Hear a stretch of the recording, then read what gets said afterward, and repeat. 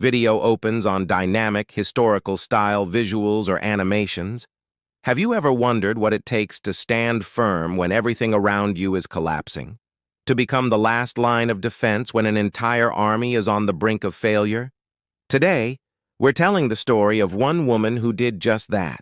It's a tale of incredible courage, where a single individual became an unbreachable wall against an overwhelming tide. The year is 1941. The vast, frozen plains of Russia are the stage for one of history's most brutal conflicts. The German war machine is pushing relentlessly towards Moscow, and the Red Army is stretched to its breaking point. Entire divisions are being wiped out, and morale is plummeting. In the chaos of this desperate retreat, amidst the thunder of artillery and the biting winter winds, one particular sector of the front was about to crumble completely. Their defenses were shattered, their numbers decimated, and their last line of men was failing. This is where our story truly begins. With a name you may not know, but one you will never forget. Maria Oktyabrskaya. Maria wasn't a soldier by training. She was a wife, whose beloved husband, a Red Army officer, had been killed in action early in the war. Consumed by grief and a burning desire for revenge, she refused to sit on the sidelines. She wrote a personal letter directly to Joseph Stalin with a staggering proposal. Maria sold all of her possessions to fund the construction of a T-34 tank. In her letter, she asked for permission not just to donate the tank, but to be allowed to drive it into battle herself. She wanted to name it Fighting Girlfriend in honor of her husband and take the fight directly to the enemy who had taken him from her. Against all odds, the State Defense Committee approved her request.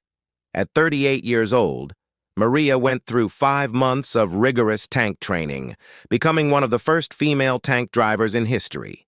In October 1943, Sergeant Oktyabrskaya and her fighting girlfriend arrived at the front. Many of her fellow soldiers were skeptical. A woman, a widow, driving a tank. But their doubts were silenced the moment the first battle began. During her very first engagement, Maria outmaneuvered enemy positions, destroying machine gun nests and artillery pieces. Her tank was hit, but she didn't retreat. Under heavy fire, she and her crew got out to repair the tracks, a testament to her technical skill and sheer nerve. She became a legend. In one fierce battle near the village of Novoye Selo, her unit was pinned down. Maria charged her T-34 straight into the heart of the enemy's defenses, drawing their fire and creating the opening her comrades needed to advance. She was the spearhead, the unbreakable point of the wedge that shattered the enemy line. Her fellow soldiers no longer saw a widow. They saw a warrior, a wall of steel and fury that stood between them and defeat. Her final battle came in January 1944. During a brutal night fight, her tank took a direct hit from an anti-tank shell, immobilizing it once again. True to form, Maria jumped out to make repairs.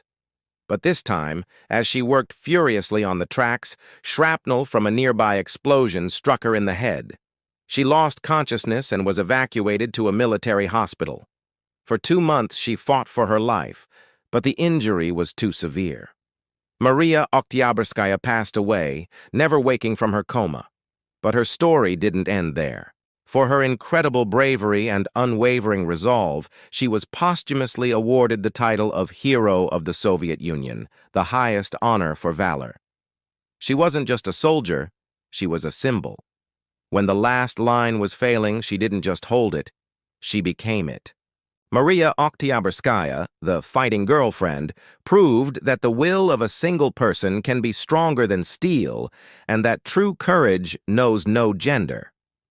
Thank you so much for joining us on this incredible journey into history. If you were as inspired by Maria's story as we are, please hit that like button and subscribe for more tales of unsung heroes. Let us know in the comments what other historical figures you'd like to see us cover. Until next time, stay curious.